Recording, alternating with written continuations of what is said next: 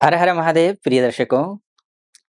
राहु महाराज जो हैं वो 8 जुलाई से शनि के नक्षत्र अर्थात उत्तरा भाद्रपदा नक्षत्र में गोचर करेंगे। उत्तरा भाद्रपदा नक्षत्र जो है ये आपकी कुंडली के हिसाब से ये सप्तमेश का नक्षत्र है, ये अष्टमेश का नक्षत्र है। सप्तमेश बिजनेस को लेकर के, आपके वैवाहिक जीवन को लेकर के, पार्टनरशिप को लेकर के, ये सब कुछ का नेतृत्व अगर कोई करता है तो वो सप्तम भाव करता है। तो जब भाग्येश में बैठा हुआ राहु जब ये वैवाहिक भाव में, बिजनेस के भाव में आकर के बैठेगा तो शुभ होगा। कैसे शुभ होगा? राहु केतु कहते ही तो डर लगता है ना, लेकिन शुभ होगा क्योंकि राहु कोई खगोलीय पिंड है नहीं। राहु जिस राशि में बैठता है उस राशि की रोशनी से ही खुद को प्रकाशित करता है, अर्थात फल देता है। वो ऐसे तो अंधेरा ग्रह है, छाया ग्रह है, प्रकाशित तो ये होता नहीं है। मैं एक फल देने की बात कर रहा हूं। तो क्या होता है, पूरी एनर्जी ये जिस राशि में बैठता है उसी के एनर्जी लेता है और उसी के समान फल देता है। तो ये भाग्येश में बैठ करके, भाग्य स्थान में बैठ करके भाग्येश के समान फल देगा, अर्थात गुरु के समान फल देगा। ठीक, ये गुरु के समान। और शनि क्या है? राहु का मित्र है। तो इसका मतलब ये हुआ कि भाग्येश के नक्षत्र में आकर के भाग्येश जो राहु है वो सप्तमेश के नक्षत्र में आकर के बैठेगा। आपका बिजनेस में अच्छी उन्नति होगी, रुके हुए काम आपके बनेंगे, विवाह नहीं हो रहा है, विवाह के योग बनते हैं। दाम्पत्य जीवन में कहीं कोई समस्या आ रही है तो समस्याएं सुलझ सकती हैं, बशर्ते इसकी शर्तें हैं। क्योंकि राहु और केतु कोई मामूली ग्रह नहीं है, ये दोनों ही पापी ग्रह हैं। और केतु भी तो हस्त नक्षत्र में है ना, चंद्रमा के नक्षत्र में है ना। और चंद्रमा किसका? आपके राशि का स्वामी है। वो आपके मन को व्यथित करता रहेगा। वो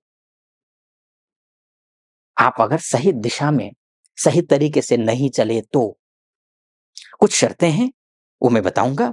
उन शर्तों को फॉलो करना है। अगर आप उन शर्तों को फॉलो करते हैं, उस अनुरूप चलते हैं, तो जैसा मैं कह रहा हूं वैसा होगा, अन्यथा जय श्री कृष्ण। तो सबसे पहले तो ये शनि के नक्षत्र में जाएंगे। इसके साथ साथ में शनिदेव जो है ना, ये अष्टमेश भी हैं। और राहु शनि जब जब युति संबंध बनता हो कर्क लग्न वालों के लिए, कर्क लग्न वालों के लिए शनि कभी भी ध्यान रखना अष्टम का अच्छा नहीं होता है। आप बाल बाल बचे हो, कंटक योग बन जाता है। और कंटक योग बस मृत्यु नहीं देता है, और मृत्यु तुल्य कष्ट दे देता है। प्राण यहां तक, कंटक मतलब कंठ तक प्राण ले आता है। लेकिन आप बचे हैं। कैसे बचे हैं?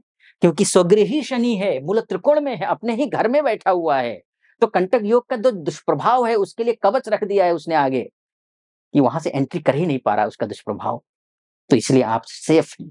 क्योंकि शनि की 7.5 ढैया भी तो चल रही है ना आपके ऊपर।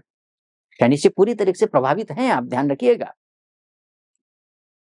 तो शनि जो है ना, राहु की जब भी जुगलबंदी होती है, ये अप्रत्याशित रिजल्ट देते हैं। अप्रत्याशित, जो कल्पना से परे, अविश्वसनीय, अकल्पनीय, अशोचनीय, ऐसा फल देते हैं ये। आपका कोई ऐसा काम पड़ा हुआ है ना कि जो कि आपने जो है ना आज से 20 साल पहले किया था, अब काम ही नहीं हुआ है, संपन्न ही नहीं हुआ है। उदाहरण के तौर पर मैं बता रहा हूँ आपको। 2-4 साल, 10 साल जिसका आपने आपने उम्मीद खो दी कि भाई अब ये नहीं, ये चीज़ें अब ना, पैसे दिए थे वो वापस नहीं करेगा भाई, उसके लक्षण दिख नहीं रहे हैं। ऐसा भी अगर आप सोच रहे हैं तो अप्रत्याशित होता है ये ग्रह। गुप्त धन दे देता है, जो छुपा हुआ धन है, अर्थात आपने दिया भूल गए थे वो भी धन दे देता है। ऐसा ग्रह है। बशर्ते शर्तें लागू हैं, शर्तों को सुनना ज़रूर, अन्यथा विपरीत होगा। जो मैं फलादेश कर रहा हूँ ना, उसका विपरीत होगा। क्योंकि दोनों ही उपद्रवी ग्रह हैं, बहुत ताकतवर हो रहे हैं, क्योंकि शनि ऑलरेडी वक्री है। और शास्त्र कहता है कि वक्रिणस्तु महावीर्याः, वक्री ग्रह अत्यंत बलवान होते हैं। और उसमें भी पापी ग्रह अगर वक्री हो जाए तो पाप फल में वृद्धि होती है। तो शनि तो पापी है ही। हाँ, कुछ चीजें हैं शुभ भी हैं, लेकिन वो शुभ जो है वो शर्तों के साथ ही हैं। तो आपको अप्रत्याशित रिजल्ट देंगे ये, महाबलवान हो गए हैं। तो करना क्या है, आप ये समझ लीजिए। उससे पहले एक निवेदन मैं आपसे करना चाहूँगा। अगर आप यहाँ तक पहुँचे हैं, वीडियो देख रहे हैं,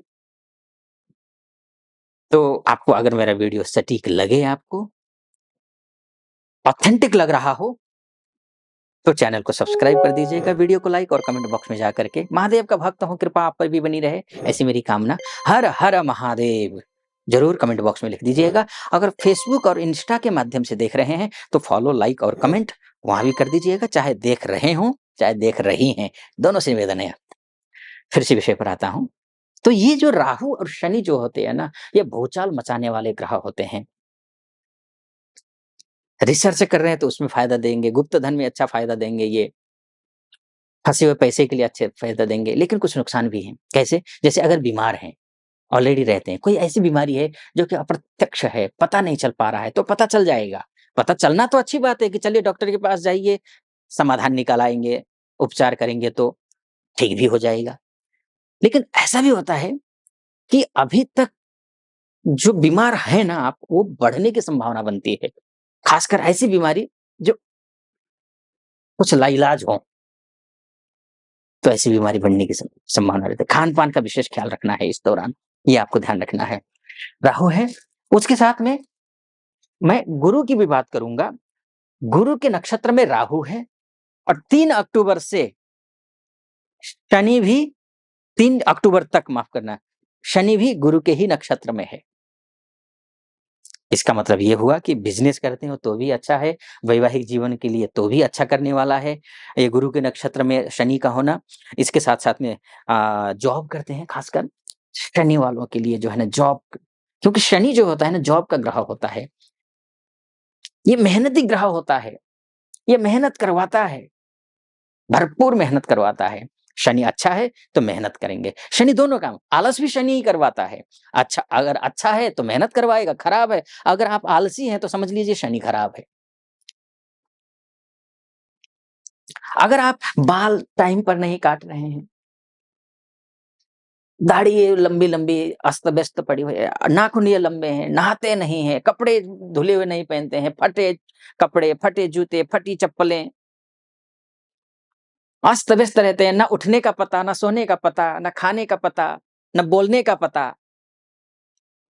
अब बोलने में भी जो है ना ऐसे जिसका ये, अगर ये ऐसा है आपका ना, तो ये सुधार करना है। जो मैंने बोला था ना कुछ शर्तें हैं, तो ये सब कुछ आप में अगर है, तो इसको सुधारना है।